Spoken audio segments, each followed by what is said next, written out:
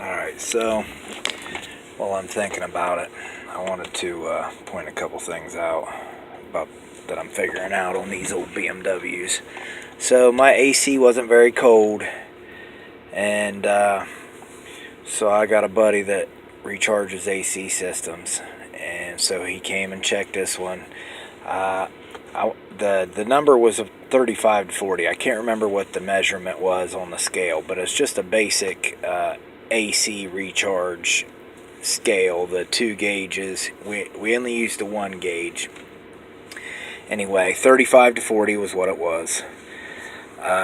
Still, my AC just wasn't that cold.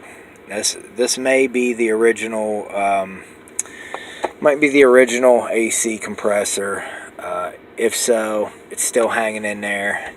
144,000 on this thing. But what was happening, I just didn't have cold AC. Anyway, so what we did was we evacuated into a empty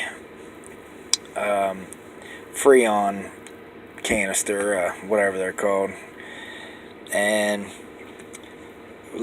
the system equalized at about 10 psi. And then we refilled the system up to 35 psi, if it is psi. If it's like kilopascal or something, forgive me, I'm not sure. But 35 was what we went up to. Oh, also I wanted to add that at 3,000 RPM, holding the engine at a steady 3K, the pressure dropped from around 40 to 25. Anyway, so we refilled with fresh Freon to 35 psi. I just took the car on its first semi-long drive. A couple hours I was gone. Got back, and on the way back, the AC started to get noticeably colder. I've never had to been able to turn it off of high. 82 is what it's talking about outside. The temperatures come down a little bit also, because it was like 85 a little bit earlier. Anyway, so that's a trick to, get you some good AC again on either an old compressor or an original compressor. Now Steve, the AC guy, he said his Cavalier, or no, it was Cobalt, he couldn't get cold AC out of it. He kept fooling. He actually did some evacuation and then refill with fresh Freon. And he said it would not bring the cold air back, that it was okay. He actually had to replace his compressor, and I may have to replace the compressor on this 750 before it's all over with. But I just wanted to share what I'd found out about the AC system here. Seems to be working pretty good. Also, I'm finding that the fans in these, they don't want to come on. They have an intermittent short.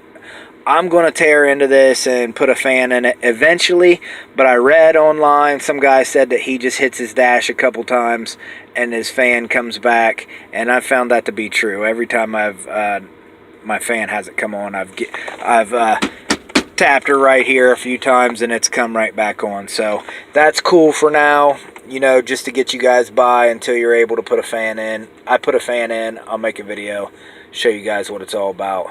But I've been sitting here after a drive. Been driving for a few hours. Been sitting here for at least 20 minutes. I run about 185 to 195 on the road. In town, it'll zip up to 200 if I'm driving. And then here we are at 213 after at least 20 minutes I've been sitting here. I let this thing sit here and idle for like an hour and a half a night or two ago. It did finally get up to 230 degrees, and that's where it stayed. It took like an hour for it to get to 230 degrees, and then I sit there for another half hour just to see what it would do, and 230 was as hot as it's got. That's with my little thermostat modification.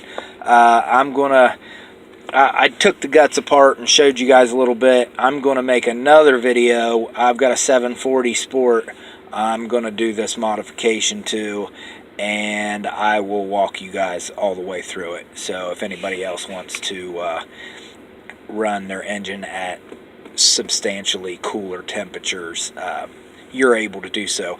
And at this point I have pretty much $0 in this modification. And then I fixed the fan also. Connectors, I know probably a lot of people have replaced their fan due to a faulty connector, and there was never anything wrong with the fan at all. So I'm gonna keep them coming, y'all. Thanks.